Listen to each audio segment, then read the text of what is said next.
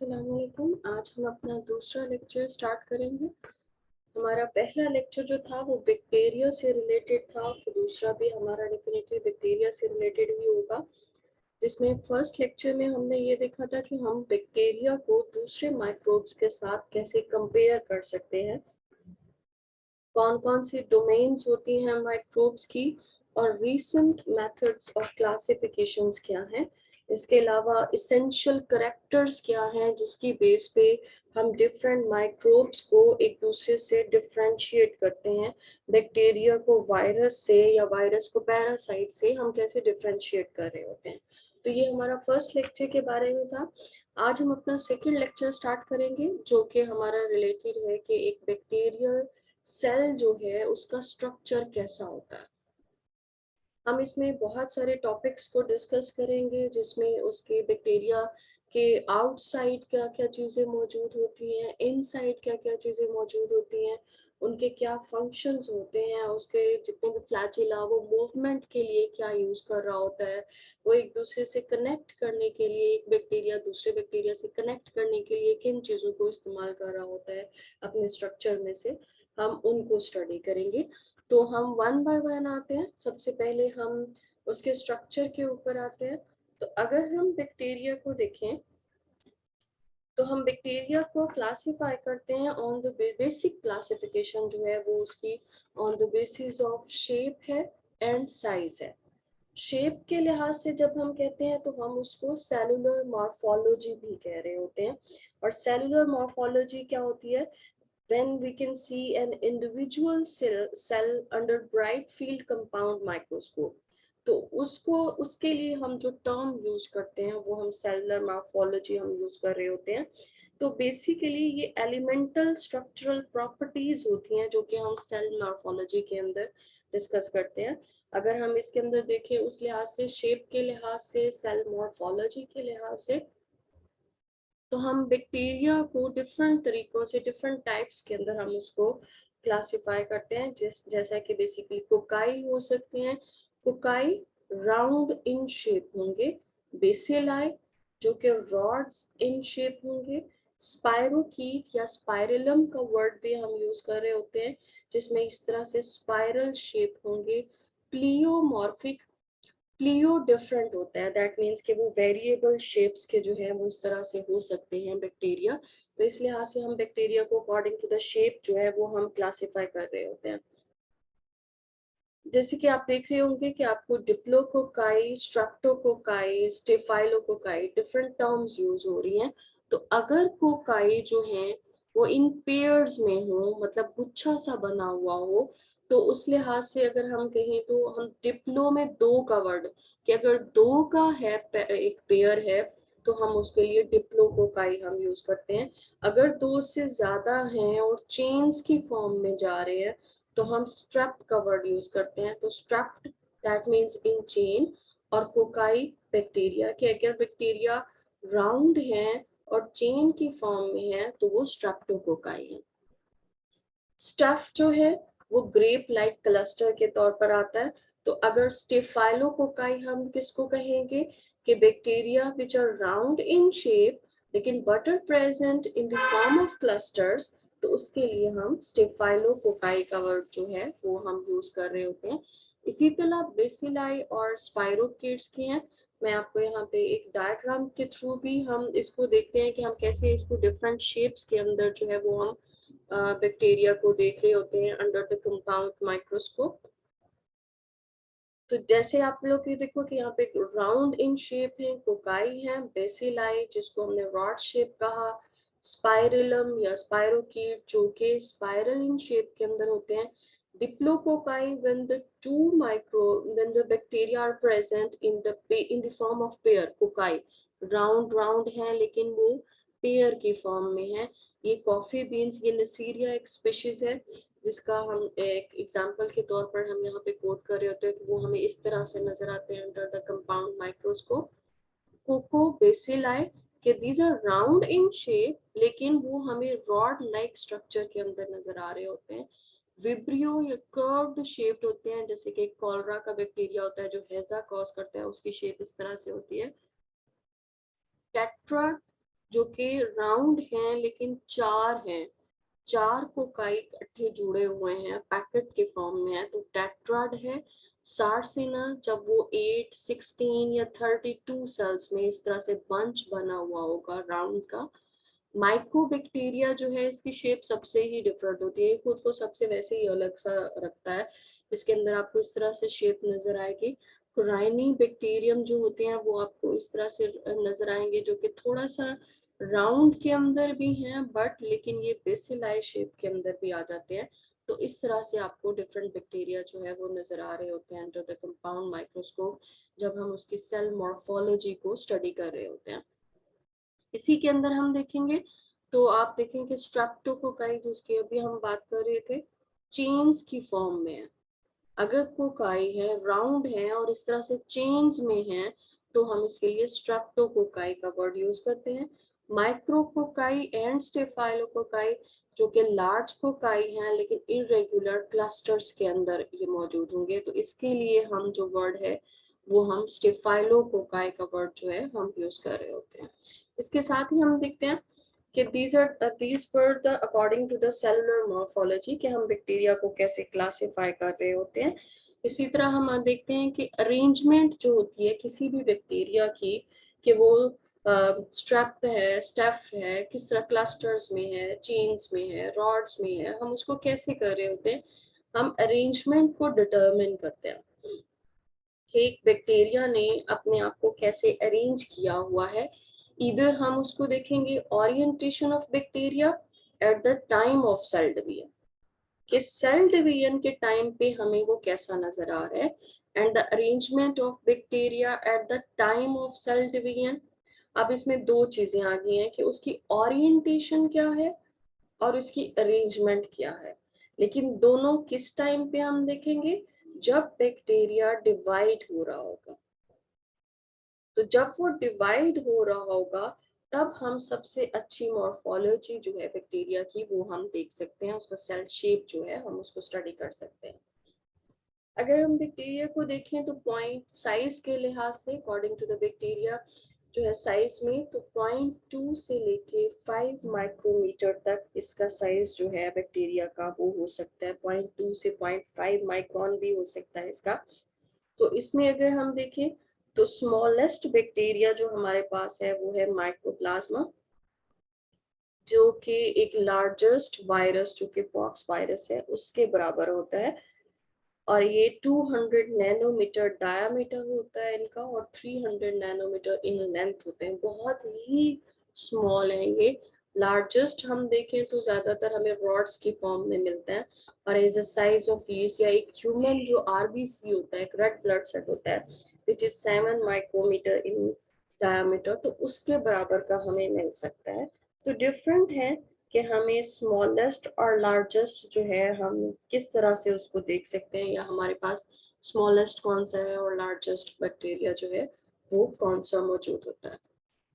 अब अब इसके अंदर अगर हम देखें कि पहले हमने देखा कि एक बैक्टीरिया अगर हम उसको माइक्रोस्कोप के नीचे देख रहे हैं तो हमें किस किस शेप्स का नजर आ सकता है या कितना उसका साइज हो सकता है according to the compound microscope जब हम उसको स्टडी कर रहे होते हैं।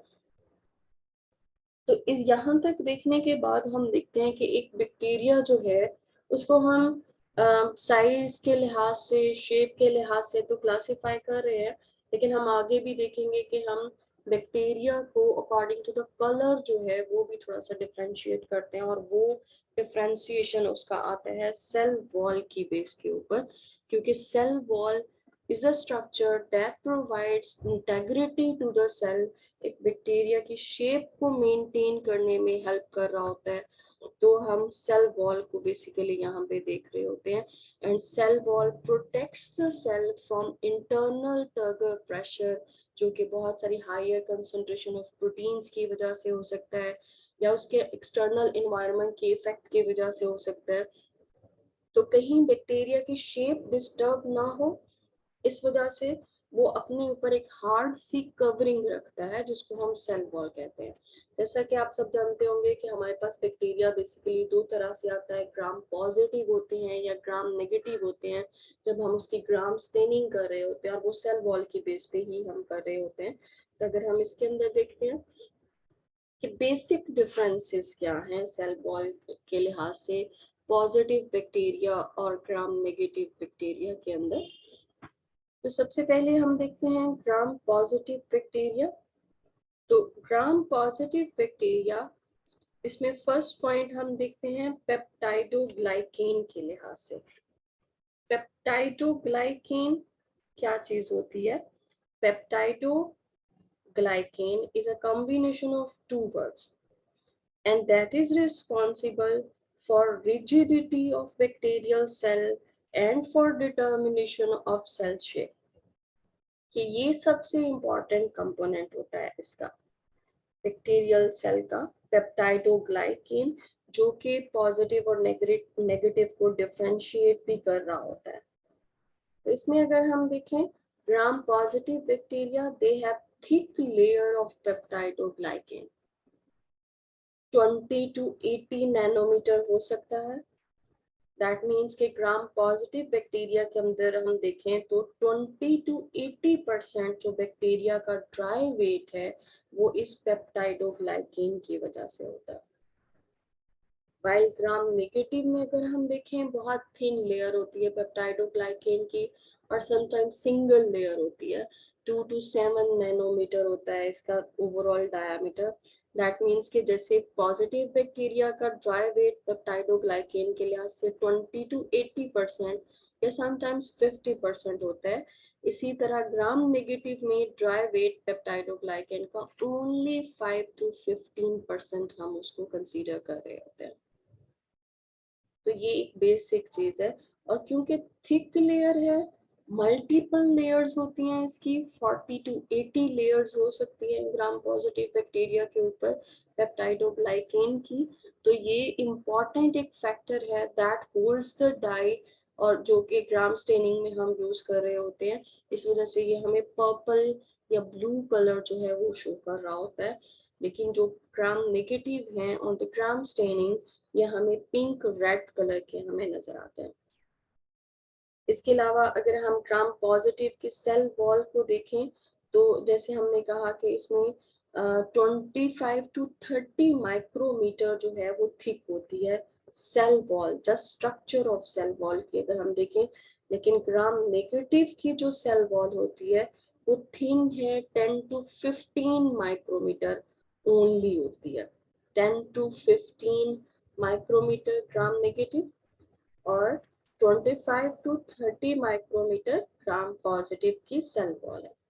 ग्राम पॉजिटिव हमेशा रिजिड होते हैं अकॉर्डिंग टू द शेप, बहुत, क्योंकि इतनी लेयर्स इसके ऊपर आ रही हैं तो डेफिनेटली इसकी शेप जो है वो भी अच्छी मेंटेन रहेगी। और अगर हम ग्राम नेगेटिव को देखें तो ये रिजिड भी हो सकते हैं, फ्लेक्सिबल भी हो सकते हैं। सेकेंड फैक्टर अगर हम देखें तो टिकोइक एसिड क्या है? टिकोइक एसिड एक एसिड है, हम इसको हम आगे भी देखेंगे कि इसका क्या करेक्टर्स होते हैं और हम इसको कैसे देख रहे होते हैं। टिकोइक एसिड प्रोट्रूड आउट कुछ बैक्टीरिया के अंदर, ऑफन ये प्रेजेंट होता है ग्राम पॉजिटिव में, लेकिन ये ग्राम नेगेटिव में टोटली एब्सेंट होता है।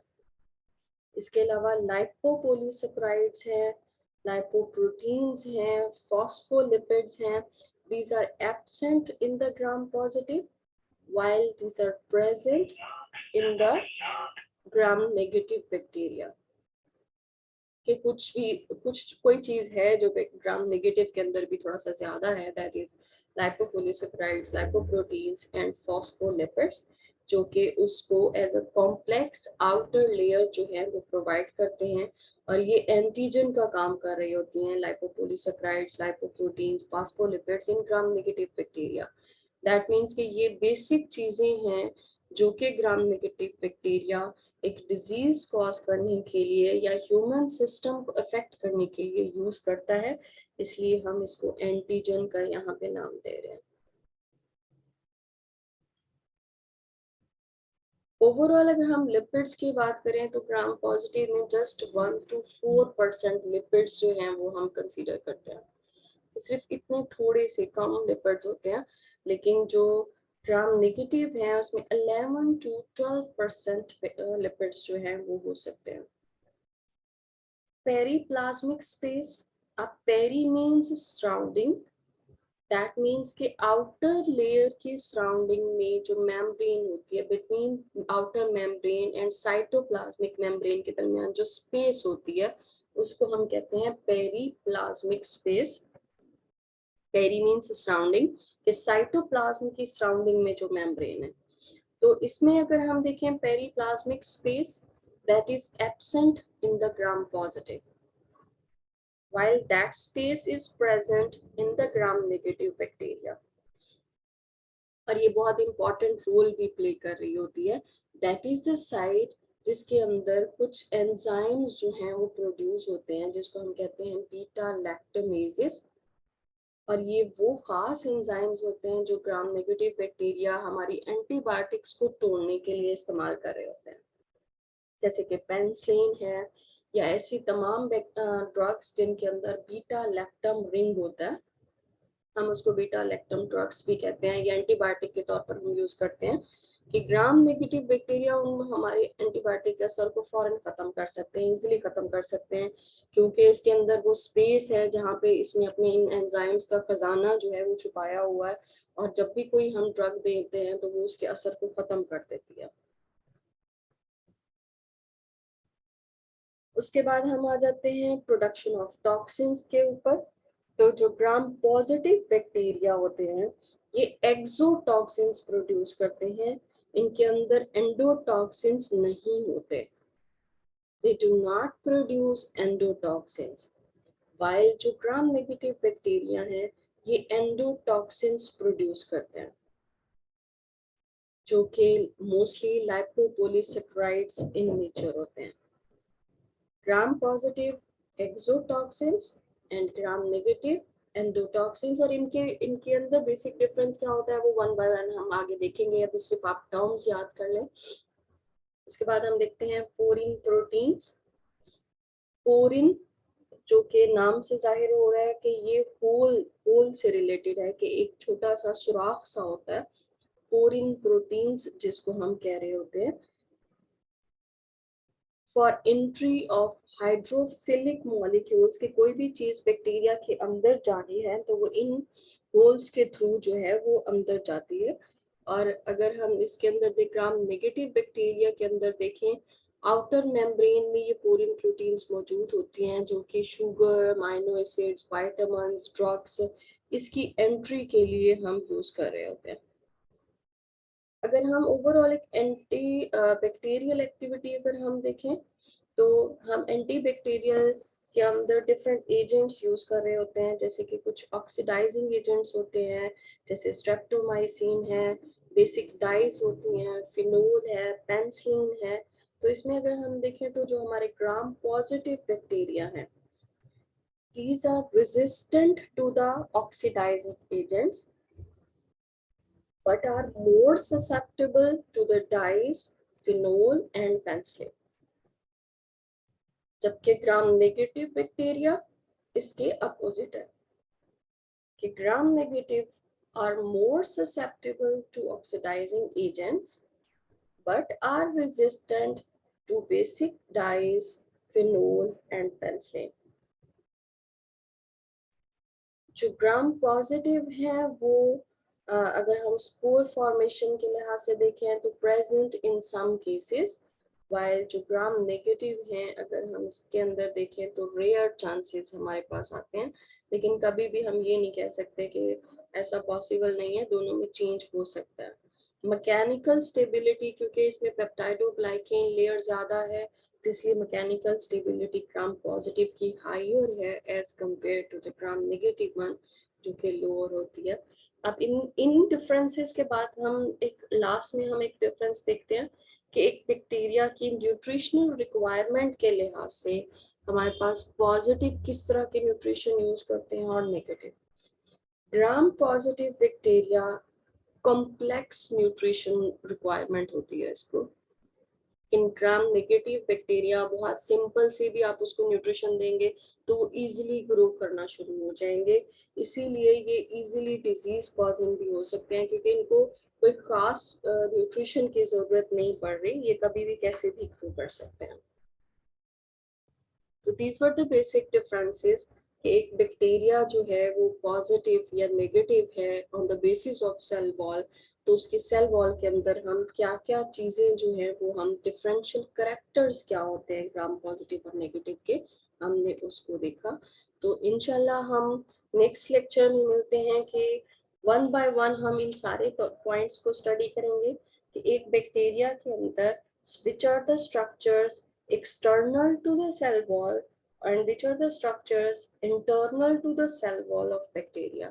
तो हम सेल वॉल से स्टार्ट करेंगे, हम बाहर से शुरू करेंगे और Aahista Aahista step by step हम बैक्टीरिया के न्यूक्लियस तक जो है वो हम पहुंचेंगे। तो इंशाल्लाह नेक्स्ट मिलते हैं।